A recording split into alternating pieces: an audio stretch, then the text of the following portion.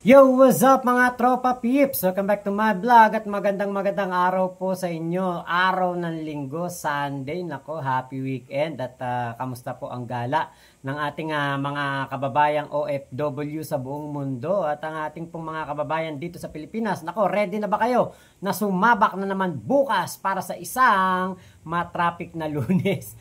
Welcome po dito sa aking munting channel at ang ating pong pag-uusapan dito ay ang pagpapagwapo ng ating senador Robin Padilla. Ayan. Palakpakan natin si Robin. Kasi alam niyo po, kapag mali, kinukonden ako. Pero pag tama, palakpakan natin yan. Abay, karapat dapat lamang na ang isang Robin Padilla ay magmukha talagang senador.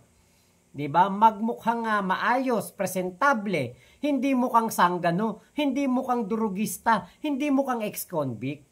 Diba? Yan po ang dapat na matagal nang ginawa ni Robin Padilla sa kanyang buhay. Diba? Kasi alam niyo po, siyempre, 3 taon siyang naging senador. At parang sa loob ng 3 taon siyang senador, parang 2 taon siyang mukhang gusgusin. Nakita niyo naman nung umiiyak siya sa Senado, na dahil hindi niya matanggap na si Digong ay mabubulok na sa kulungan, grabe po ang kanyang itsura doon, para siyang squatter na pinalaya sa bahay.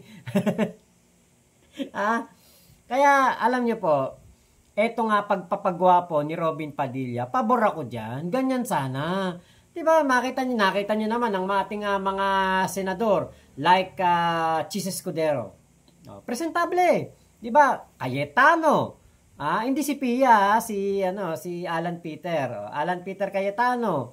Kahit nga itong si JB Ejercito, kita nyo naman, bro. Talagang macho-macho na di ba? Lakas ng dating.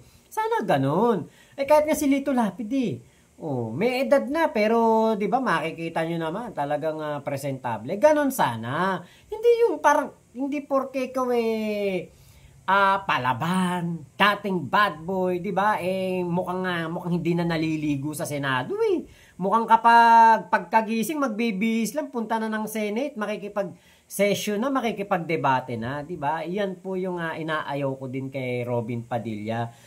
Buti na lang talaga at nag-anniversary sila, 15th year anniversary nila ni Mariel. At narinig ko nga dun sa video, ilang Pasko, ilang birthday daw po ang nagdaan. Talagang nire-request daw niya ito. Gusto niya na mawala yung bigote ni Robin Padilla. Medyo 'di ba yung paghagod-hagod niya nga ng gano'n ng bigote, medyo na-question na nga yan sa Senate dahil nga po siya ay kumbaga naghihiring naghahagod-hagod siya, 'di ba? Parang susuklay ba? Hindi matanda ko ano nangyari noon 'Di ba? Pati yung kanyang pagmumukbang sa hearing, yung pagmumukbang niya, yung pagkain niya, siguro okay lang yun kasi nakikita naman natin, marami namang kumakain kada hearing, saka mukhang masarap talagang kumain sa Senado kapag may hearing. Pero yung talagang itsura niya, yung kanyang looks talaga, hindi pang senador Pag mas mukha pa siyang yung sinasabing taong labas na mga sinasabi nitong si Bato de la Rosa, mas mukha pa siya doon. 'Di ba? Magiging ethics committee chairman siya, 'di ba? Baka ito yung isa sa kanyang paghahanda na siya ang maging kung sakali man na matuloy siya ang ethics committee chairman, 'di ba? At least presentable. Paano mo sisitahin ng isang senador na mukhang gusgusen, mukhang squatter, mukhang madunges, mukhang dinaligo kung ikaw mismo ganun din?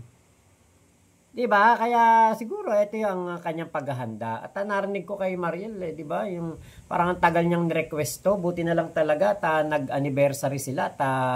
Kumbaga naisip na ni Robin na maging presentable na. Yung matawag mo talagang senador. Diba? Pag nakita mo, senador, hindi squatter. Mukhang nagbobote bakal nagbobote bakal na nakabarong, 'di ba? Kaya congratulations, 'di ba, kay Mariel dahil napilit niya ang kanyang asawa na magmukha ng senador talaga. Yung kagalang-galang, tama lang 'yan, Kaya ayos 'yan, Robin Padilla. Pero ang isang hindi ayos eto. Ang pananahimik ni Robin Padilla dito sa issue ni Nadia Montenegro na sinasabi pong siya yung tinutukoy na sinasabing nagchonky daw po sa loob ng kubeta ng may nag-comment sa akin, ba't daw ba kubeta? Parang ang baho dun. Sabi ko, bakit daw hindi na lang toilet o kaya CR? Parang yun kasi yung magandang Kasi 'di ba, ang Senate parang hindi na magandang tong Senate dahil parang pumoprotekta na sila ngayon sa mga magnanakaw, kawatan ng budget ng gobyerno. 'Di ba? Parang ganoon na yung tingin ko Kaya sabi ko, kubeta. Parang para lalong mabuiset ang mga didilis na ginagawang kubeta na lang ang Senado. Ito po yung isang balita ng bilyonaryo. Pakinggan po muna natin bago tayo magpatuloy. Kumukonsulta na ng abogado ang aktres na si Nadia Montenegro matapos madawit ang kanyang pangalan sa umano'y mga gumagamit ng illegal na droga sa loob ng Senate building. May Agenda Weekend Report si Dexter Ganibe ng Abante. Binigyan ng hanggang August 19 na palugit ng Chief of Staff ni Senador Robin Padilla si Nadia Montenegro para magsumite ng kanyang written explanation. Kasunod ito ng pagkadawit ng pangalan ng aktres sa incident report ng Office of the Senate Sergeant at Arms tungkol sa pagtuchongki umano ng ilang staff ng Senado sa loob ng Ladies CR sa 5th floor ng Senate Building. Sa panayam sa programang Point of Order sa Abante, sinabi ni Atty. Rodolph Philip Jurado na kumuha na rin ng kanyang abogado si Montenegro para dito. May kausap siyang abogado Parang I don't know kung paano yung nila. Okay. So may kinakausap na siyang, nagsisik na siya ng legal advice din. Yes. Which is karapatan din naman niya, no? Oo naman. Kaya nga namin binigyan siya ng ng period to explain kasi ang hirap naman umakto based sa isang side lang, no? So we have to hear side. Sa kanyang social media accounts, tahimik si Nadia sa issue.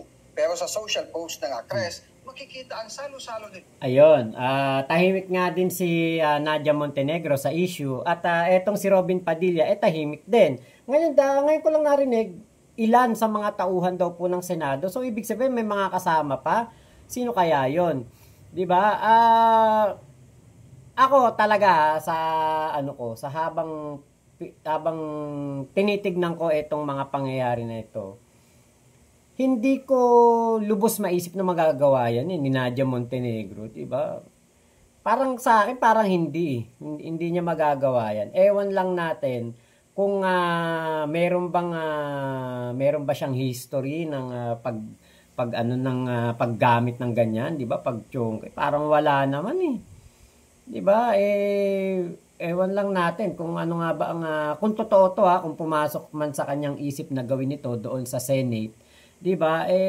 Baka may problema siya, hindi kaya baka meron siyang pinagdadaanan, baka meron siyang kumbaga kailangan na parang pampawala ba ng stress, gano'n Hindi kaya siya nade-depress, kaya siya gumawa ng ganyan. Kung totoong siya po 'yon. Pero kung hindi naman, 'di ba? Sana pabalikin na sa trabaho at wag nang parang on leave muna, pinag-absent muna, 'di ba? Ang isa pang kailangan dito yung yung drug test. Yung drug test kasi syempre bilang tauhan ng Senado, dapat po talaga hindi po ito gumagamit ng kahit ano o wala itong ginagamit na kahit ano. Dahil nga po syempre kapag ganyan po, 'di ba? Delikado 'yan. Dahil yung Senado ay isang institusyon na ginagalang, nirerespeto, tinitingala ng ating mga kababayan. Tapos, 'di ba, meron pong ganoong pangyayari. So, sana sa lalong madaling panahon ay malaman natin kung ano ang totoo dito at sana makapag-komento man lang itong si Robin Padilla dahil tahimik si Robin patungkol dito sa issue na ito, 'di ba? Dapat magsalita man lang siya, 'di ba? Patungkol diyan dahil kawawa naman si Nadia Montenegro na parang walang tagapagtanggol, parang hindi man lang pinagtatanggol ni Robin. Sana naglabas man lang siya ng kaunting pahayag o suporta dito kay Nadia Montenegro.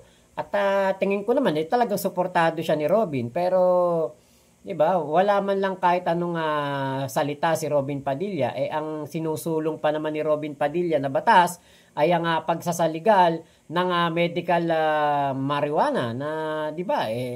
Chonke is marijuana.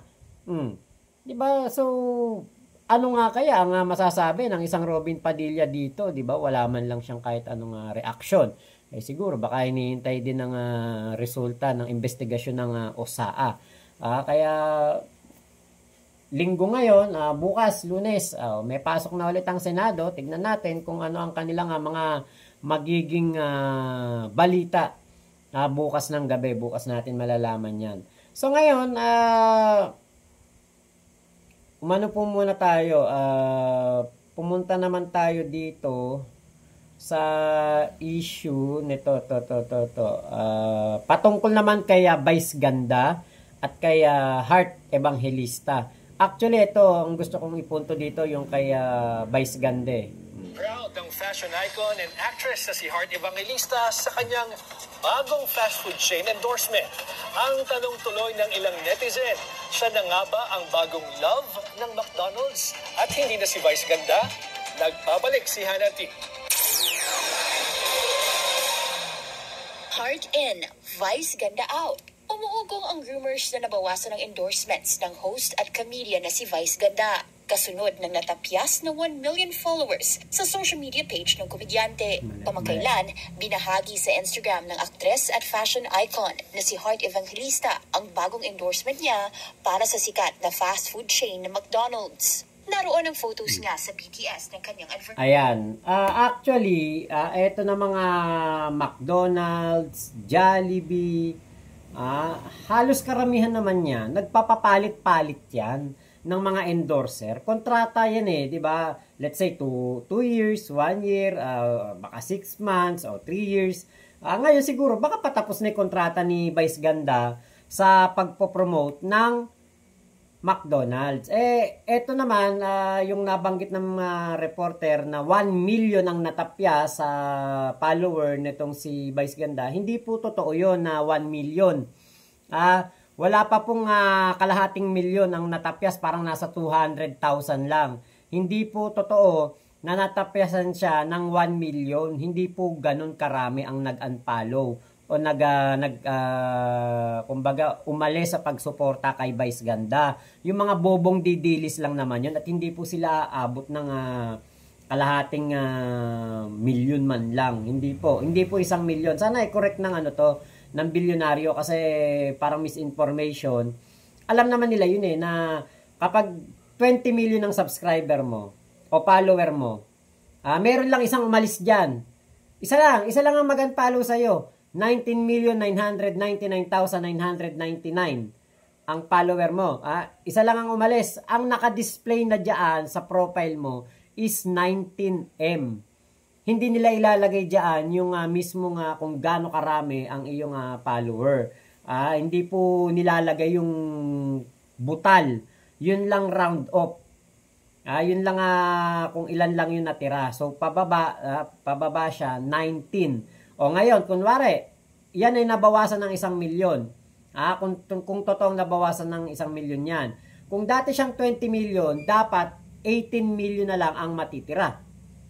Kasi hindi malalagay doon yung 19 million Ang ilalagay 20 million minus ng 1 million. Ang lalabas diyan 18 million. Bakit? Kasi nga ang Facebook ganun siya.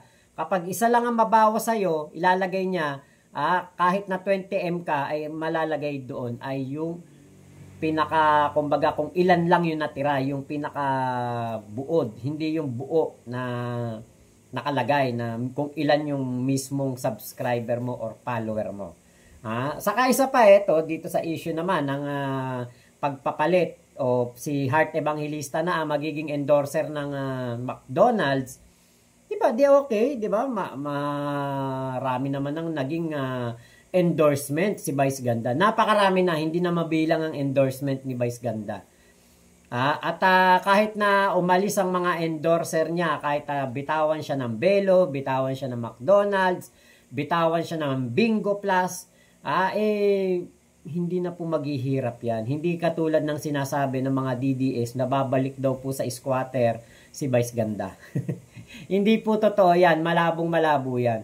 Saka yung sinasabi na si Vice Ganda ay nagpo-promote ng sugal na Bingo Plus. Ang alam ko, ang Bingo Plus po hindi po illegal eh. Ayan po ay legal na laro ng bingo dito po sa ating bansa. So, hindi po yan illegal. Legal yan. Tingin ko naman, hindi naman magpo-promote ng illegal na sugal etong si Vice Ganda. So, ibig sabihin, etong Bingo Plus ay regulated siya ng PAGCOR, di ba? Legal po yan. So, dun sa mga DDS, di ba? Huwag na kayong mabiter kay Vice Ganda. Kung siya ay nagbiro ng ganun, di ba? Kailangan yung tanggapin na ang inyong anito na si Digong, ang siya na mga laging nagbibiro ng hindi maganda noong mga unang panahon. 'Di ba? Biro niya sa Madre, biro niya sa Santo Papa, biro niya daw sa ating Panginoon. Kahit parang gigil na gigil siya nung sinasabi niya na parang seryoso siya sabi biro lang daw 'yun, 'di ba? Pero diba, wag niyong seryosohin dahil ang pikon ay laging talo. Diba? Kaya kayo, mga natatalo kayo palagi kasi mga pikon kayong mga DDS. Kapag real talk, kapag totoo ang sinasabi, pikon na pikon kayo. So, yun lamang po. Maraming salamat sa pagsama niyo sa vlog ko na to. So, yung ating unang topic, Robin Padilla, nagpapogi na, nagpasenador na talaga. Yan. Approve sa akin yan. Senador ka na talaga. Kahit na may nabumbunan mo, kung ganyan kang itsura na senador, kahit papaano, katanggap-tanggap. Hindi yung bobo ka na nga, mukha ka pang hukluban, mukha ka pang taong labas. So, lamang po dito kay Vice Ganda, kahit na si Hart pa ang pumalit sa endorsement ng McDonald's, si Vice Ganda naka-Tesla na, malabo na maghirap yan. So, yun lamang po. Ingat po kayo. Mama Chup Chup. Love you. God bless us all, Pilipinas. God first. Salamat po.